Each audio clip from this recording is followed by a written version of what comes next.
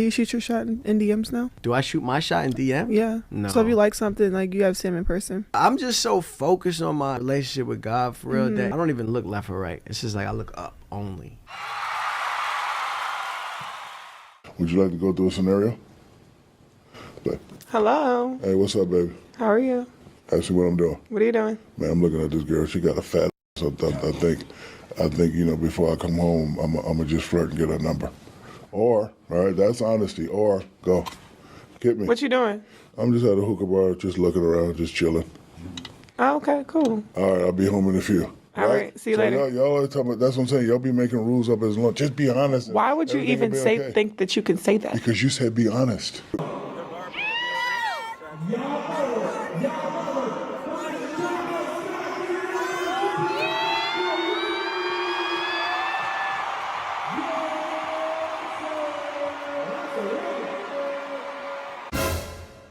All right, so what's good, homies? It's your man, Dr. BOA. Welcome back to another episode of the High Alpha 2 Show. Listen, got another dope video for you today, man.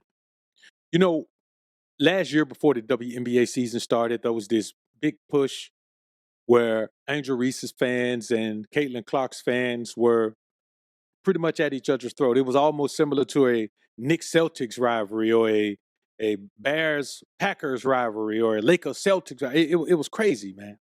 But when we look at it, it all boils down to one thing. Who wants to play ball and who wants all the fame that comes with it? Now, Angel Reese has been pretty adamant about showing off her assets. And just to be perfectly honest with you, to be a tall, gangly girl like she is, sometimes she looks good in what she's wearing. Other times, she looks like she's trying too hard. But now, just like every other athlete, she's trying her hand in the podcast space. She's interviewing some pretty interesting people. And one such people is Speedy Morman. Now, I don't know if you know him. I did a piece of content with him a while back where he was interviewing the city girls. And, you know, they were talking about how nice guys who care about them are weak, are BANs, B-ass ninjas. One thing that I noticed is most men that you think of as these tough, chest-out type of guys, when they in love, become a whole different type of person. Yeah, turn niggas into a baby. What is that like, watching this man with this image of toughness just kind of turn into a baby? Bitch ass nigga.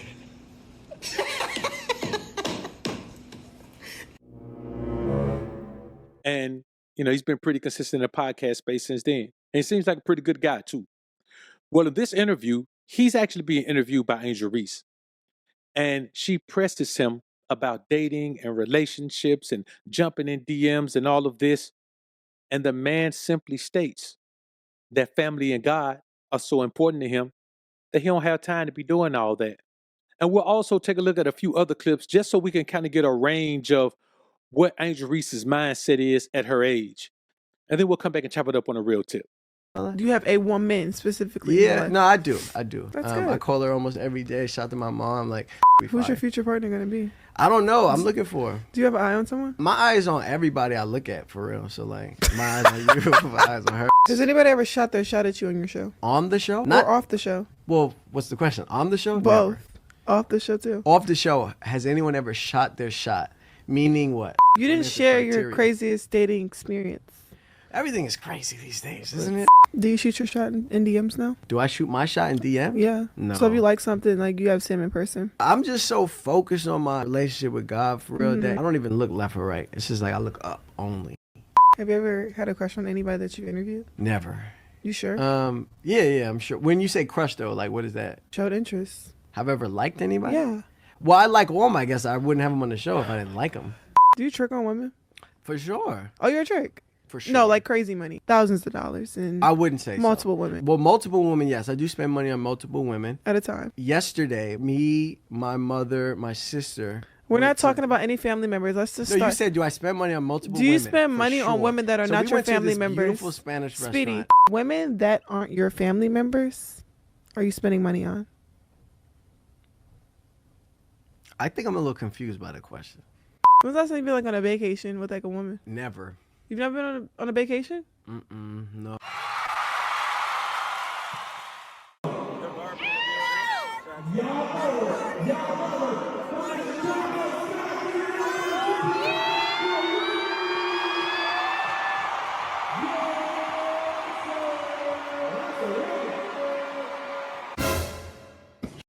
Now listen, when a woman goes out to an event like Wilding Out, and she's more scantily clad than the Wilding Out girls, it just goes to show you what her mindset is.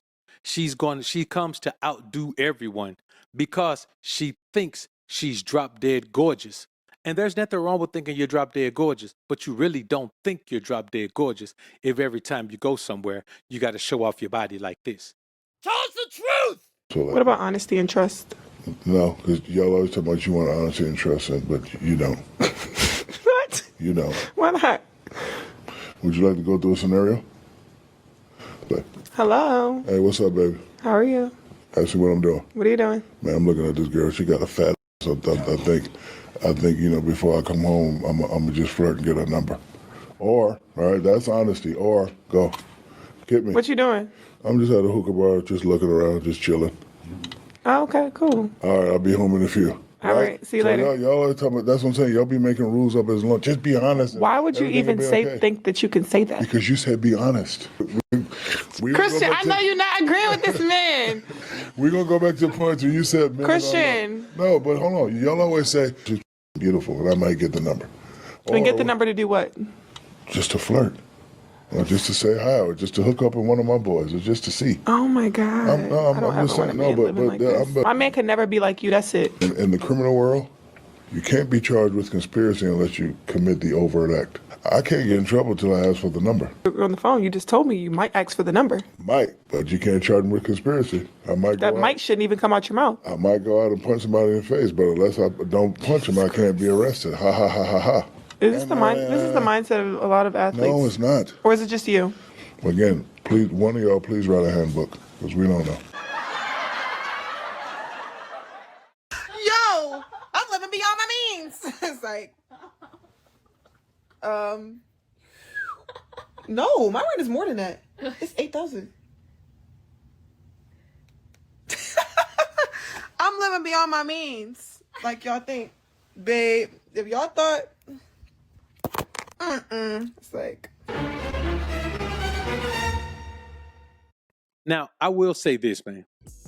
She has a lot of endorsements. And I think she's got about 20 endorsements. One is with Reebok from, as a part of her NIL deal when she was still in school. So she has the money to be able to pay $80,000. Her salary is roughly, $88,000 a year. Her salary is roughly about $81,243 a year. And that's her WNBA salary. She makes way more money off the court than she does on the court. But so that's more than her salary. That's roughly about $96,000 a year. But when you think about it, I want y'all to keep something in mind. We can't act like that's an issue and say, well, why isn't she buying a house? At her age, man, that young woman probably don't want to maintain a house. And let me tell y'all something. In the real world, a house is not for a woman to buy. A house is for a man to buy and buy it and create a family, build a family to occupy the house. It's not for a single woman her age to go and buy a house, bro. That's just something Americanized women do, Westernized women do. You go to other cultures, man, women ain't trying to spend that money to buy a house, not to live in. Now, she may have some real estate in her portfolio. Honestly, for the majority of you single men, I don't see why you would buy a house to live in. I see why you would buy a house to have as a real estate option in your portfolio. I do see that. But as far as like buying, unless you're going to build, but to buy a house that's already built for yourself as a single man, it just doesn't make sense, man. It doesn't make sense to have to try to maintain all of that space when you don't even have enough people to fill the rooms, I got a partner, man, he's got an 8-bedroom mansion, man. He living there by himself. He don't even have no kids. He's just in there by himself. All he does is complain about the maintenance on it. All he does is complain about, how even the rooms that don't nobody be in, he still got to, the housekeeper still had to clean those rooms. Don't nobody ever be in them because, that's just how it is. So I don't knock her for that. But I will say this. A young woman will put everything about her life online. You understand? And that's why she was never going to win Rookie of the Year. That's why she was never going to be invited to the All-Star game like Caitlin Clark. That's why Caitlin Clark is going to be the face of this league. It has nothing to do with any type of race or anything like that, because there have been black women who were the face of the league before. Lisa Leslie was the face of the league once. There's always been, black women who were the face of the WNBA. Hell, the majority of the players are black women. The majority of basketball players overall are black, male and female. So I want y'all to understand something. When you see a woman like this and she tries to shame this man in this interview, it's simply because, she doesn't understand why you wouldn't want to talk about women. Why would you want to talk about other things instead of women? That could have been a wonderful conversation that could have given her viewers something else, that could have shown some range for her.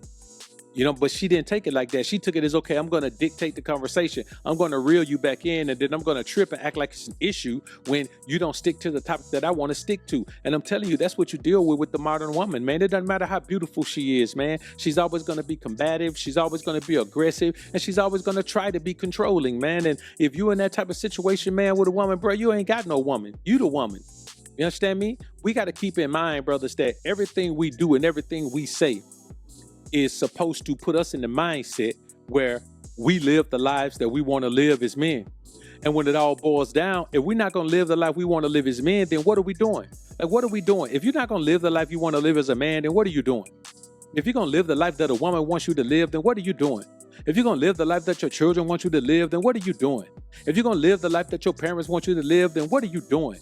You should only be living the life that God wants you to live. That's the life where you're going to be blessed. So when you see this young man right here, man, Speedy Morman, man, he's just chilling. And he's saying everything that a real man should be saying.